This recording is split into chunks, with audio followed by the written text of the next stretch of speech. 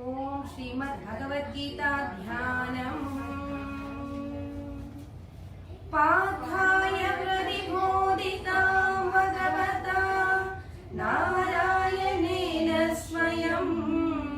व्यासेन प्रदितां पुराणमुनिना मध्ये महाभारतम् अद्वैतामृतवर्षिणी भगवतीम् अष्टादशाध्यायिनीम् अम्बा त्वामनुसन्दधामि भगवद्गीते भवद्वेषिणीम् नमोऽस्तु ते व्यासविशालबुद्धे फुल्लारविन्दाय तवक्त्रनेत्र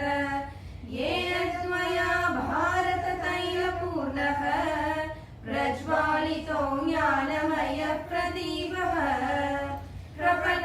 प्रपन्नपारिजाताय स्तोत्रवेत्रैकपाणये ज्ञानमुद्राय कृष्णाय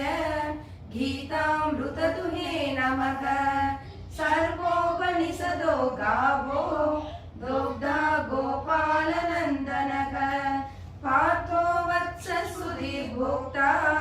दुग्धं गीतामृतं महत् वसुदेवसुतं देवं कंसचाणूरमर्दनं देवकी परमानन्दं कृष्णं वन्दे जगद्गुरुं भीष्मद्रोणतटा जयद्रथजना गान्धारनीलोत्पला शल्यद्राहवती कृपेण वगनी कर्णेन वेलाकुला अश्वत्थामविकर्ण घोरमकरा दुर्योधनावर्तिनी सोतीर्णा खलु पाण्डवैगणनदी कैवर्तः केशवः पाराशर्यवचः सरोजममलम् गीतार्थकन्दोत्कटम् नानाज्ञानगकेशरं हरिकथा सम्बोधना बोधितम् लोके सज्जन सत्पदैरहरः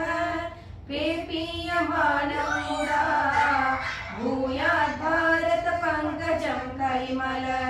प्रध्वंसिनः श्रेयसे मूकं करोति वाचालं पङ्गुं लङ्घयते गिरिं यत्कृपातमहं वन्दे परमानन्दमाधवम् यं ब्रह्मा वरुणेन्द्ररुद्रमरुतः शृण्वन्ति दिव्यैस्तवैः वेदैः साङ्गपदक्रमोपनिषदैः गायन्ति यं सामगाः ध्यानावस्थितदत्ततेन मनसा पश्यन्ति यं योगिनः